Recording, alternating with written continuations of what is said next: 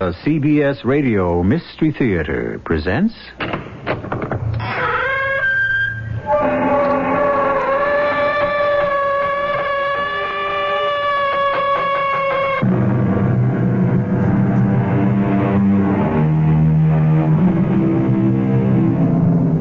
Come in. Welcome. I'm E.G. Marshall. In time of war, certain human instincts come to the fore. The aggressive instinct, of course, and also the instinct for survival. That we must all die eventually is inescapable. That some of us must die prematurely is terrifying. So terrifying that in a moment of grave danger, even the most sober and rational of men can appear to regress and clutch at superstitious omens, like our most primitive ancestors. Is this folly?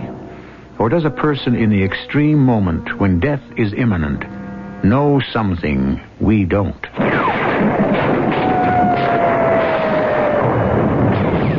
Captain, if I volunteer for this mission, will we get back here by midnight? Well, it shouldn't take you more than 3 hours. You're sure? How come you're so skittish all of a sudden? I just want to know that we'll be back here safely by midnight. Why? Afraid you might turn into a pumpkin? No, Captain. Something a lot worse than that.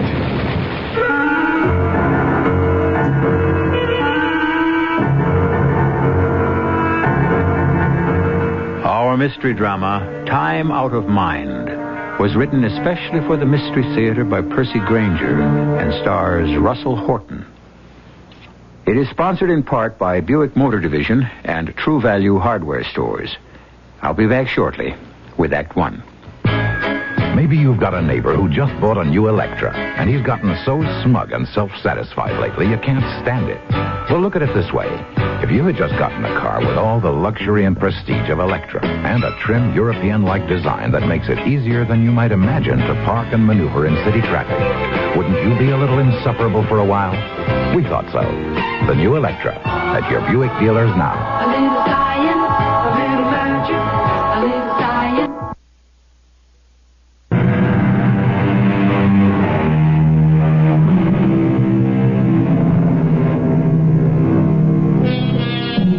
We have all experienced that bittersweet longing for the past, known as nostalgia. Most of us have also felt the related sensation of wishing we could return to a specific moment in time to take care of some unfinished business or speak a final word to a loved one. But though this temptation can at times seem unbearable, we should never allow it to become overwhelming. Dad? Dad? Huh? What, Scott? Are you okay? Oh, sure. Would you like me to drive for a while? Oh, no, I'm fine. Why should you? Well, you looked like you were drifting off. No, I was just thinking about something, that's all. I'm perfectly wide awake. Okay, I was just offering. What time is it? Nearly midnight.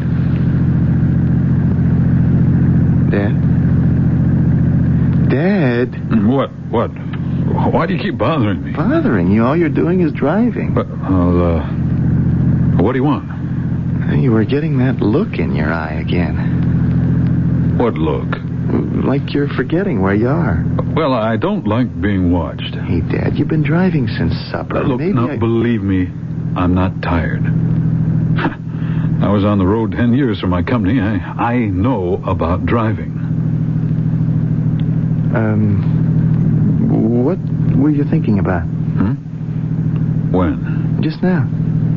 Well, nothing. Well, you said you were. I don't remember. Dad, let's talk, okay? If nothing else, the conversation will keep us awake. I don't know why, Scott.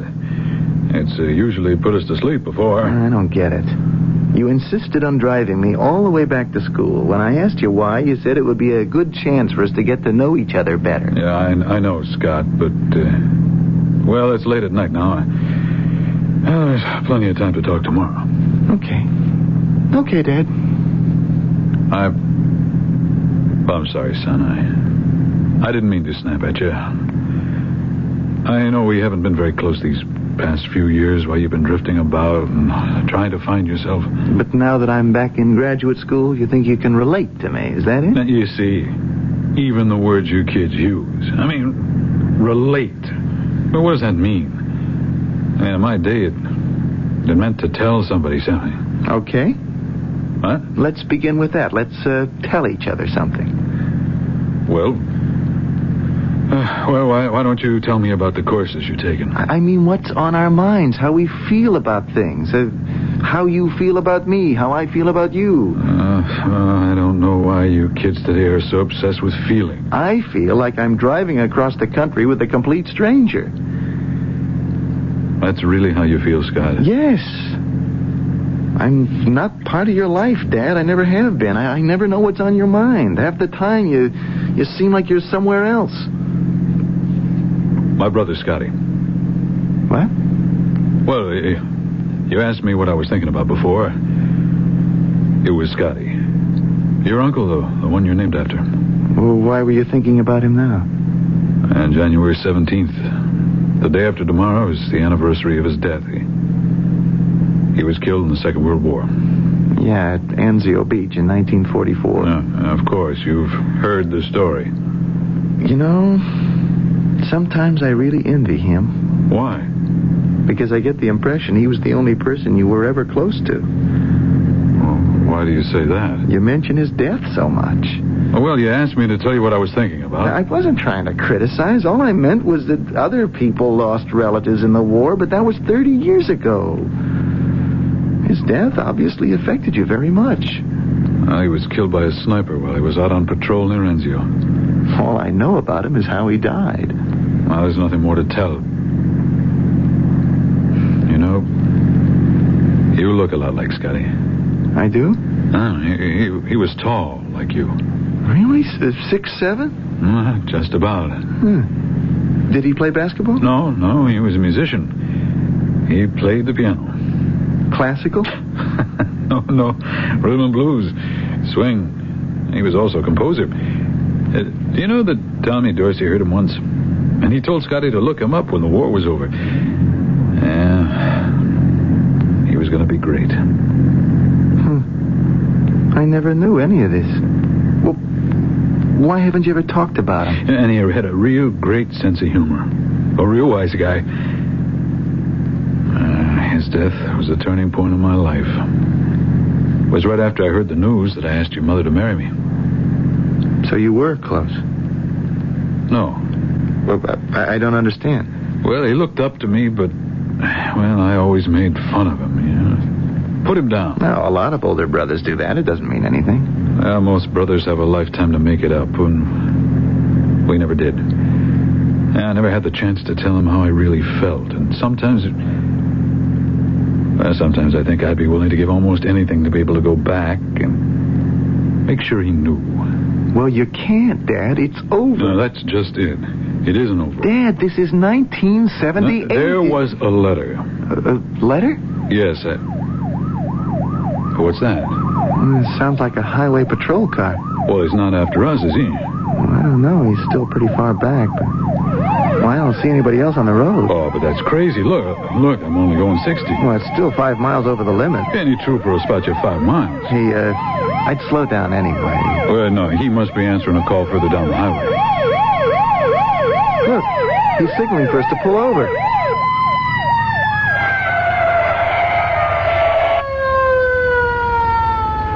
Hand me my wallet, will you? It's in the glove compartment.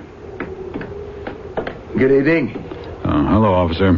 Can I see your license? Yeah, sure, just a sec.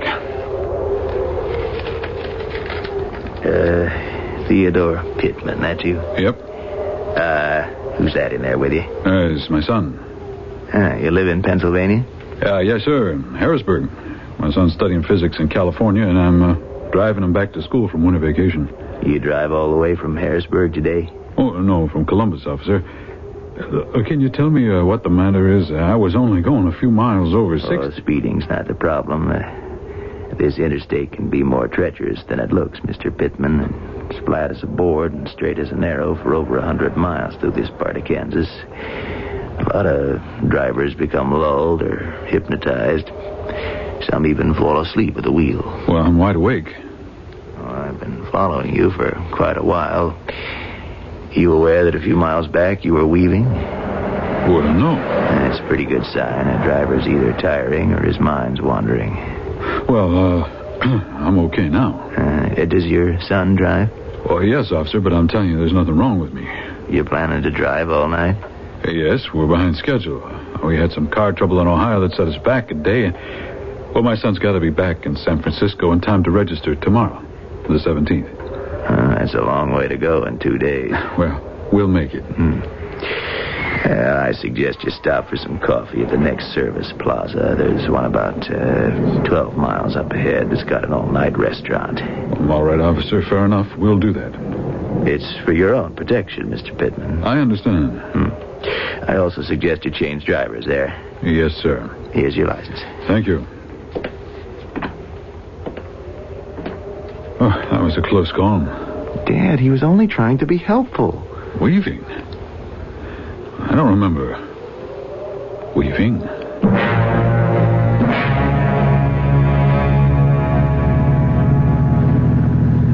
You, started to tell me about a letter? Well, the last time I ever saw my brother Scotty, we had an argument. Over what? Well, I don't remember. It doesn't matter. The point is, that was it. 3 weeks later, he was shipped overseas, and I never saw him again. A couple of months after that, I began to feel apprehensive. As if you knew something was going to happen? Well, you always think you have a whole life to talk, so you keep putting it off, and then suddenly something happens, and... So you wrote to him? It's amazing what happens when you sit down to do something like that. I mean, feelings you didn't even know you had. Well, everything comes out. Did you mail it? 3 weeks before he was killed. So he did know. But you see, that's just it. I don't know if the letter ever reached him. It wasn't among his personal effects when they were sent home. 3 weeks is a lot of time. He must have gotten it. It took mail anywhere from 2 to 6 weeks to reach men who were at the front. Oh. So I never knew. And I never will know. I'm glad you told me all this, Dad. I feel like maybe we're a lot closer now. Maybe we'll leave... Scotty's death wasn't necessary. What? He never should have been with the infantry in the first place. I mean, he was a big boy. An inch over the height limit. They were supposed to transfer me. It should have come through. But it didn't. It's over. Hey, let go of it, Dad. It's been over for 30 years. No, it isn't over. As long as I don't know whether or not he got my letter, it isn't over. Well, if that's the way you feel, it can't ever be over then, can it? No. Dad, are you watching what... Dad, look out! You're going off the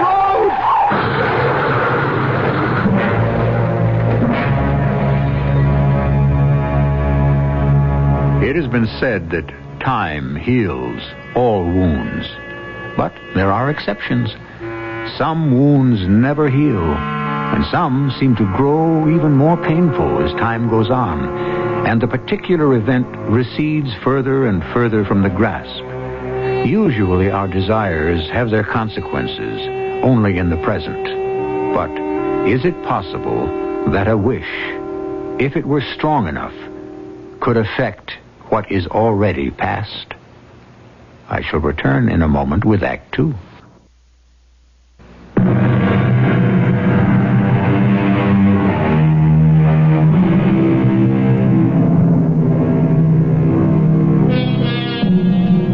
Father and son driving across the Kansas prairie late at night. The father reliving an episode from his past he's not been able to forget for 30 years. Then suddenly, and without warning, a mishap. Theo Pittman loses control, and the car careens and crashes. It is said there are no accidents, that everything which happens is ordained. But if this was not an accident, what else could it have been?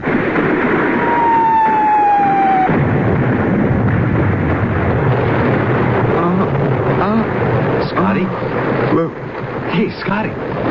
What happened? How do you feel? My head. Hey, just take it easy. That shell couldn't have landed more than 20 yards from our foxhole. Foxhole? I was in a car. There was an accident. Shh.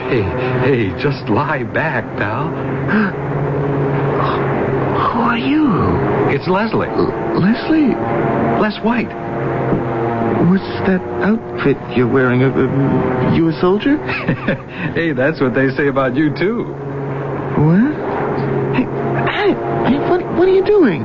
Just putting some water on your face. Where am I? Field hospital. Where? Near Anzio. Anzio? You mean Italy? Yeah, we're about 4 miles inland from the beach. You don't remember what happened at all? No, I don't. Well, I'm not surprised. The medics said you might suffer loss of memory for a while. How did I get here? Oh, a shell hit near our foxhole. I was lighting a cigarette, and I had my head down. You were up top with the binoculars, and the explosion knocked you cold. Foxhole, Anzio. What year is this? 1944. I must be dreaming. Hey, tell me, how do you feel? A terrible headache. Well, you ain't dreaming, Scotty. But it's incredible. How did I get here? I carried you. No, I mean... What did you call me? When? Just now, my name. What did you say? Scotty. Pittman? Yeah. Hey, your memory's coming back. I'm Scotty Pittman? Boy, I don't understand how you weren't killed. What do you mean? Well, there's not even a mark on you. Boy, you must have a charmed life. I want to try standing up. Hey, wait a few minutes. I want to get up. Okay, but let me give you a hand. Hey, take it slow. There. How's that? Dizzy, yes. No, don't hold me. You sure? Let go. I don't believe this. Captain Croft. Captain, Scotty's come too. Well, how do you feel, boy? Okay, I guess. You don't look any the worse for wear. You able to walk? Yeah. How's your vision? Is it blurred at all? No. Les, what's the medic say? Well, he doesn't know how Scotty survived, but he can't find anything wrong with him except for a mild concussion. Okay, check out with him and get back to your position. All right. That guy doesn't like me, does he? Well, I'm not surprised. You've been trying to get out of this outfit ever since they stuck you here. Because of my size? Yep. Hey, how you feeling now? I really don't know yet. How's your memory? You know what's happening? Yeah. We're at Anzio. The Americans and British landed here with 24 battalions. 21 theirs, 3 were ours. The objective is to draw the Germans away from Cassino and make it possible for the Allies to break through to Rome. Hey, great, you remember. Well, I should. I've heard the story often enough. What? Nothing. What are we doing? I mean, us, specifically. Well, our battalion is in the vanguard for the invasion forces. When we landed, we took the Germans by surprise, and we were able to push them back this far, but, boy, now their resistance is stiffening. A lot of our armor and men are still being landed on the beach. So, we're the front line? Our unit is on the extreme southern wing. The German counterattack, if it comes, is expected to be further north. So we're relatively peaceful here. About all we're doing for the moment is going out on daily patrols. Patrols? Yeah, hey, don't look so worried. We got it easy. The only real danger we face is from an occasional German sniper. Sniper? Les, what's the date? January 16th. This is the day before... when's the next time we're supposed to go out on patrol? Tomorrow morning. The 17th. Hey, is it beginning to sound familiar? Yeah, you bet. We better get going. I'll find the medic and get you checked out of here. Les, wait a minute.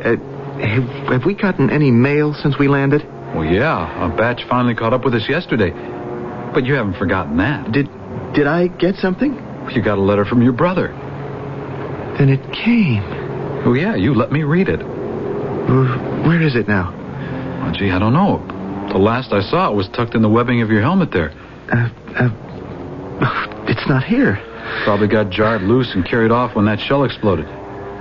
Hey, listen. What? The German guns have stopped. What did the letter say? What? Well, you said I let you read it. You remember what it said? Don't you? No. You must have read it over 20 times. I don't remember.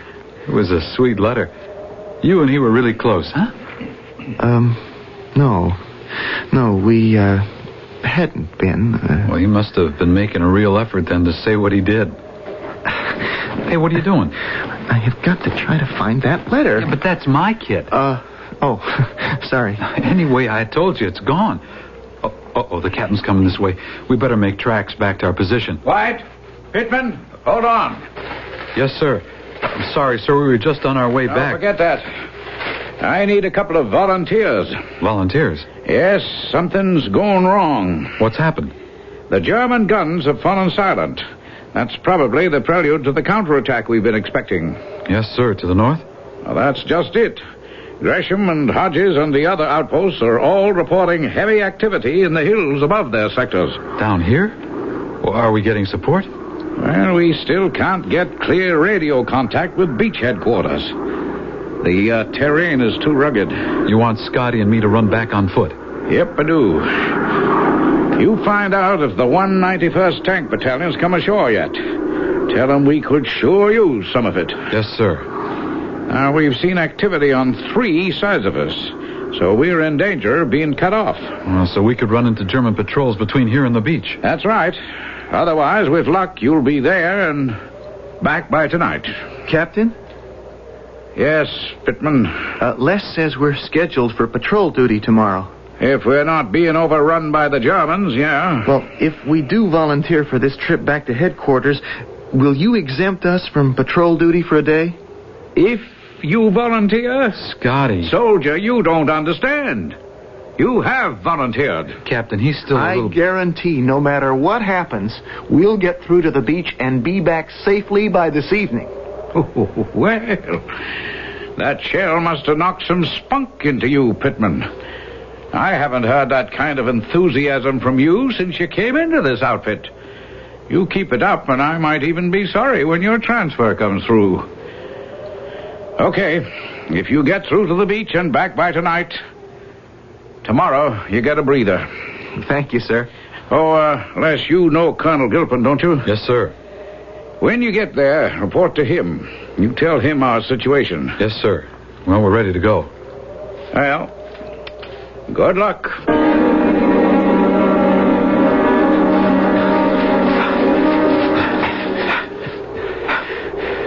What's the matter, Les? Did you hear something? No, don't be so jumpy. It's too quiet. Trust me, we've got nothing to worry about today. Well, I'm glad one of us is feeling confident. Hey, Les, is that captain the kind of man to keep his word? What you mean about patrol duty tomorrow? Uh-huh. Yeah, he's not exactly Mr. Personality, but he's good on his word. I don't know what difference it makes, though. We'll probably be under attack by then. Just so long as I'm not out on patrol. Hey, what's that? Listen. 3 o'clock. Hey, we'll make it back in time for supper. Boy, that's beautiful, isn't it? What? It's somewhere in the middle of this war, nested among these hills, there's a little village. And the Germans are on one side of them, and the Allies on the other. Any minute, they're going to go at each other. And still, somebody takes the time to toll the hour. Yeah. You know, for a minute, I could have figured I was back in Vermont. Oh, it's going to be real nice, isn't it? When all this is over and we have peace once and for all.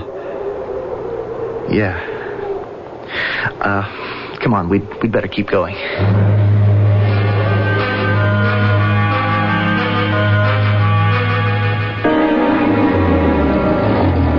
Colonel Gilpin? Yeah? What can I do for you? I'm Private White, and this is Private Pittman. We're reporting from Captain Croft. Croft? Oh, you're down near Natuna, aren't you, on our southern flank? Yes, sir. We were beginning to wonder what had happened to you. We haven't had any radio contact from you in 2 days. I know, sir. That's why we're here in person. We've come to report heavy movement in the hills above our position. Yeah, the enemy counterattack is expected to hit further north. I know, sir, but we're here to request immediate relief. We're in danger of being surrounded and cut off. Yeah, we're just bringing the last of the 191st Tank Corps ashore now. We should be able to have you fully supported by morning. Thank you, sir. Tell me, did you see any enemy activity between your outpost and here? Nothing, sir. Well, that's good. You two boys want something to eat before heading back? Scotty? No, I want to get back. Okay, I guess I'd rather travel while it's light anyway. Well, now you tell your captains, eh? Well, get down, sir. Hey, Scotty. What was that? Flatten out, will ya? Les, come on. We gotta go. Through this stuff? Are you crazy? We'll make it. We've got nothing to worry about. You can if you want. I'm not moving. You two boys all right? Yes, sir. Yeah. Well, I think you'd better stay here. Well, with your permission, sir, I'd like to go back. Be crazy to risk it until the shelling stops. Well, how long will that be? Well, that depends on how much the Germans got. Hey, Scotty, we'll get back in the morning. No, I have got to get back before midnight. I'm sorry, son, but you're going to have to stay here until this bombardment stops. And that's an order.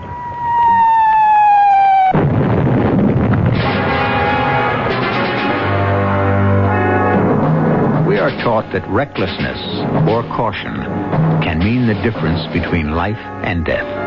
But this is all relative. For what would strike Les or the Colonel as reckless, to Scott Pittman is nothing more than caution, and something that is absolutely necessary if he is not to die. Yet, are his chances for survival really that great? After all, he's fighting for his life against an unusual opponent. History. I shall return in a moment with our final act. Why are so many people buying Buick's new Century? Well, it depends on who you ask. Mrs. Marcia Resnick? It holds the road, and it drives really smooth. It's nice. And Mrs. Phil Jackson? I like it because it's roomy. And Mr. Jackson, he can't even begin to tell you all the reasons why he likes their new Buick Century. I really wouldn't know where to start. But then that says a lot about Buick's new Century and why it's drawing a crowd at your Buick dealers.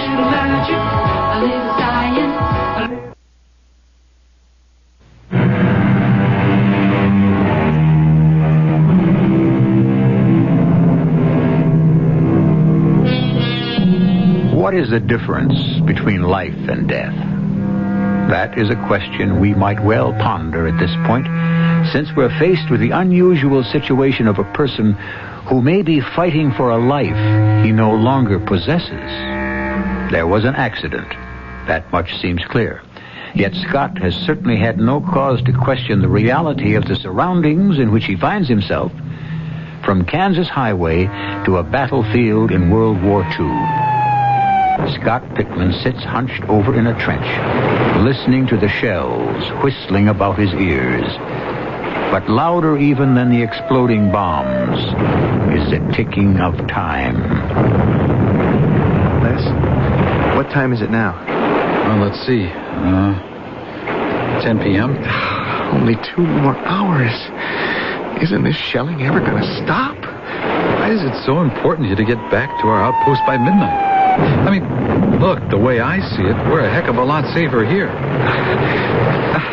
Hey, what are you doing? I have waited long enough. Wait a minute, are you crazy? Let me go. You wouldn't get 100 yards out there in the open. I have got nothing to worry about till after midnight. You think so? Yes. Okay. You think you lead a charmed life just because you survived that one shell? Well, go on. Go on, take off. Yes. I'm dead. What? I am as good as dead. Hey, look, cut it out. Don't talk like that. You've been in combat long enough to know you never talk about it. It's bad luck. This afternoon, you weren't afraid of a thing. What's happened to you? I don't know. I don't know. Well, Everything's been happening so fast. I haven't had time to stop and think. Of course, this can't be real. It isn't possible. Well, if this isn't real, why didn't you leave this foxhole when I let go of you just now? I don't know. Look at the dirt on your face. It's 30 degrees out. Look at the frost on your breath. You think these things aren't real? Les, are we friends? What? I mean, can I talk to you? Well, of course. I mean, what kind of a question is that? I've got to try and explain what's happening because I don't understand it. Hey, Scotty, you're trembling. What is it? You're acting like this was your first time under fire. It is. What do you mean? Les, I was driving across country with my father on my way back to graduate school. There was an accident, I think. Well, anyway, I woke up here. That's what's got you unnerved? Well, isn't that enough? We all have dreams about being back home. No, this wasn't a dream. I was on my way back to graduate school in San Francisco. We were driving on an interstate. On a what? You see? You don't know what an interstate is, do you? It was 1978, the year it was. I mean, is. 1978? Wait a minute. You mean that this is like the Connecticut Yankee in King Arthur's Court? Yeah, well, sort of, except that I am not Scotty. Well, you look like Scotty to me. No, I am Scotty's nephew. The man who wrote that letter that I was looking for is my father. He was telling me the story of Scotty's death just before the accident. Death? Scotty was killed on January 17th. Well, that's tomorrow. Oh, it's no wonder you've been so jumpy. He was killed by a sniper. You see, that's why I've got to get back before midnight. Scotty, it was all just a dream. Look, I am not. You don't believe me, do you? Look, let's just call a halt, okay? Just try to forget about it. Then why do I have a complete memory of my life in 1978 and no memory of all this life now? The explosion obviously affected your mind. Oh, come on, Scotty, relax. We'll get you medical attention as soon as the shelling lets up. Don't I look any different to you? I mean, Scotty and I couldn't have looked exactly alike. Hey, underneath all that dirt, you could be Humphrey Bogart for all I know. Scotty, don't worry. I'm not going to let anything happen to you. I even remember my last thought before the crash. If there was some way I could find out whether or not Scotty had received that letter. Well, why don't you write him? Who? Your brother. Tell him that the letter came. Would that work? Well, if you mail it, it will. Why didn't I think of that? Here, wait a second. Here, I got some paper and a pencil in my kit. Maybe this is what it's all about. Maybe this is why I'm here. Here's the pencil. Oh, thanks. What's the matter? Why, I don't know what to say. Tell him that you got the letter. Oh, of course. Dear brother... No. Dear Theodore, your letter arrived safely. I have read it many, many times. It meant more to me than you can possibly imagine. I love you, Scott. No, I mean, Scotty. Here's an envelope. Oh, thanks, Les. You have no idea what this is going to mean to him. For 30 years, he's... You think I'm crazy, don't you? Just write your brother... your father's address on the envelope. I'm not crazy. I'm really not, Les. I can tell you the day that Berlin is going to fall. I can tell you what happens to Hitler. Did you know that Eisenhower was going to be president? Look, write the address. We'll see it gets mailed. What's the matter? Why are you hesitating? I don't know it. You don't know your own brother's address? He's not my... Think, Scotty, think. He worked in Harrisburg during the war at the Alliance plant. Okay. Then just send it care of the plant. They'll see it gets to him. Are you sure? Oh, come on. They take good care of servicemen's mail. It always gets delivered.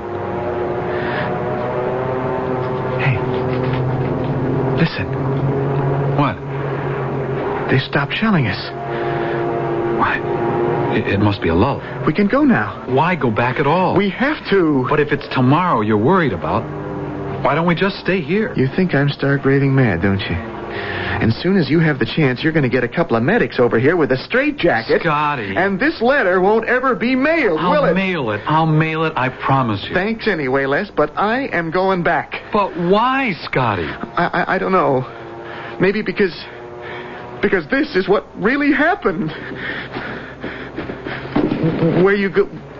What are you doing? Well, no matter what, we're buddies, Scotty. And if I can't stop you, at least I'm not letting you go out there alone.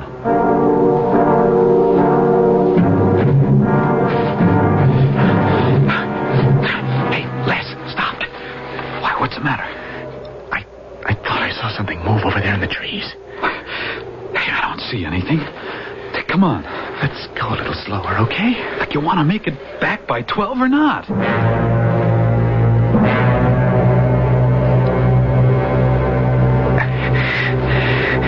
Look, Les, there's our battalion. Oh, just down this hill and over that stream. Yeah. What time is it? See, it's only 11:15. Hey, we made it. Oh, come on, let's go. Hey, wait, Les, that can't be right.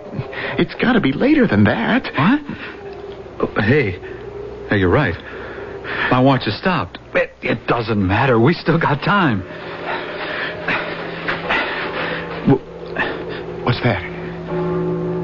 Nothing. Come on. No. Listen. It's that church bell. The one we heard this afternoon.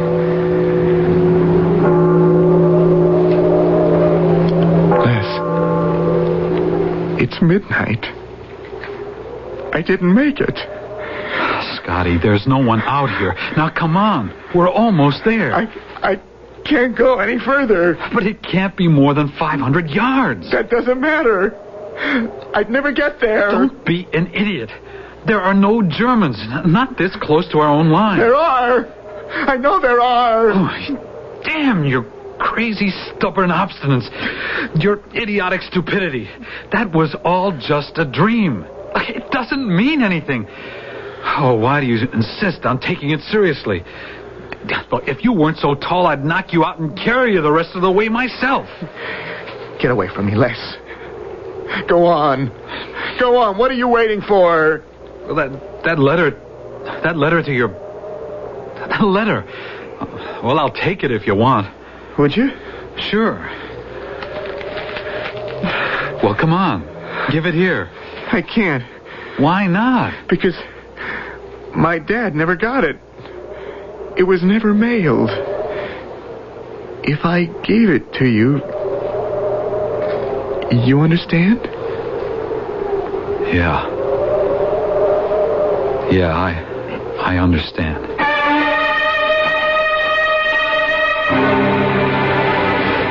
Captain Croft. Yes. Well, you made it back. Well, we reached Colonel Gilpin. The tanks are ashore. The whole invasion force will be moving inland by morning. Well, where's Pittman? Well, he's still out there. Where? On the other side of the stream, about 500 yards. Why? He refused to come any further. He's gone crazy, sir. That shell yesterday must have blown every ounce of sanity out of his head. He just stopped making sense. He's convinced there's a German sniper out there waiting to kill him. We've got to get him in here right away. Now, you lead the detail out. You find Sergeant Hobbs and... What was that? You don't suppose he... No. That wasn't one of ours. That was a German field rifle.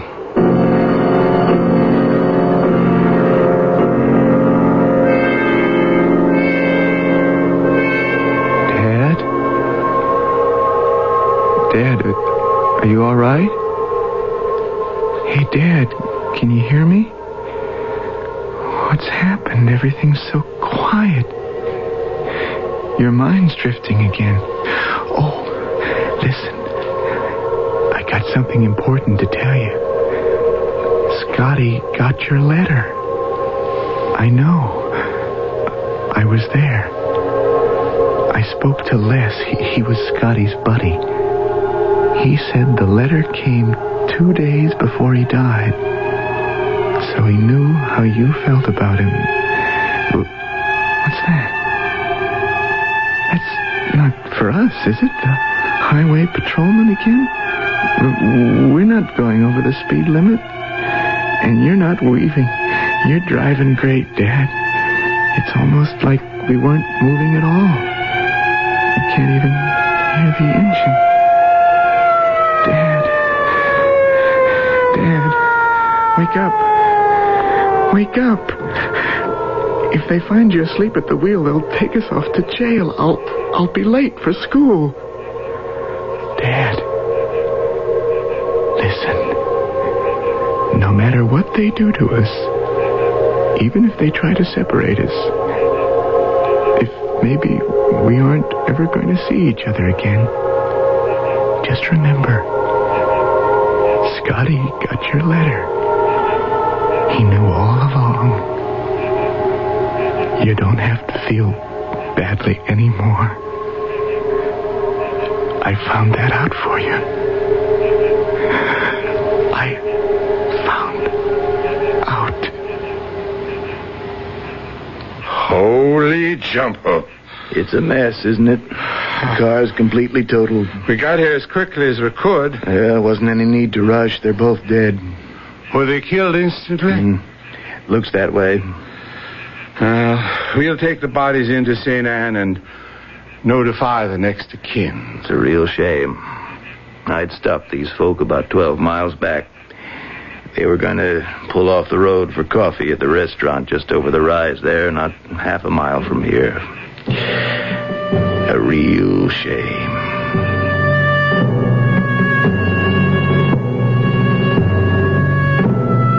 It is said that which is truly important is ultimately communicated, if not by tongue or pen, then through some other medium. Were Scott and his father killed instantly? Who knows? A lot is said to happen in that final second before death.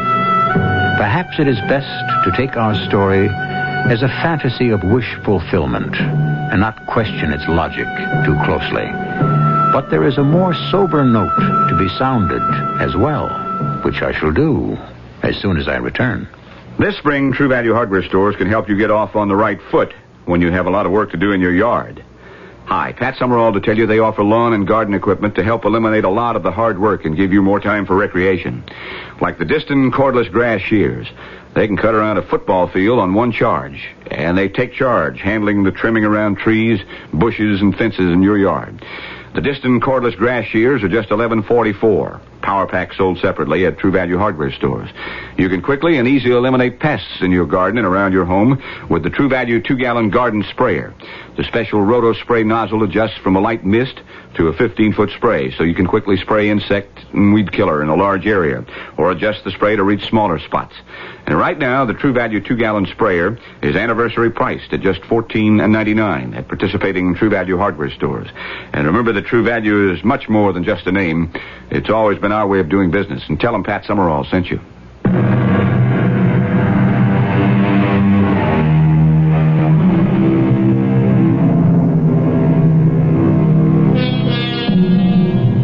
If there is a lesson to be learned from our story, it is that we must never forget we are born to an eternal present. And it is in this present we must stay.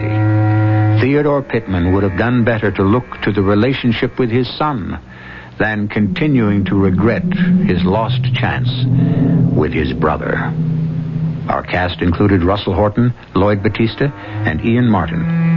The entire production was under the direction of Hyman Brown. And now, a preview of our next tale. Why do you say that? Because I know precisely the kind of help you need. I'm not sure I know what you mean. I'm not even sure I need any help at all. Oh, you need all kinds of help. First, you have to be made aware of your problems. I have a problem. Oh, rest assured you do. Once you become aware of it, you'll need help in finding and following through the solution. I really don't know what you're talking about. Well, that's why I'm so important to you. Believe me, there's one thing that you must do within the next 6 or 8 weeks. Yeah, what's that? Well, that is, we must do it. Yeah. What is it? We must murder your aunt. Radio Mystery Theater was sponsored in part by True Value Hardware Stores and Buick Motor Division. This is E.G. Marshall inviting you to return to our Mystery Theater for another adventure in the macabre. Until next time, pleasant dreams.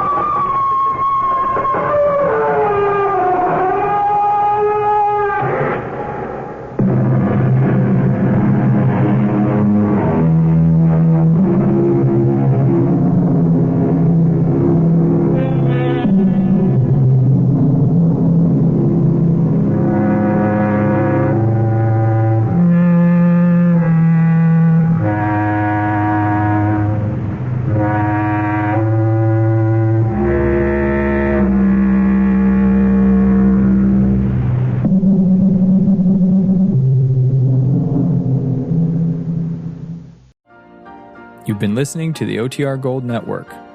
Find more classic radio at otrgold.com.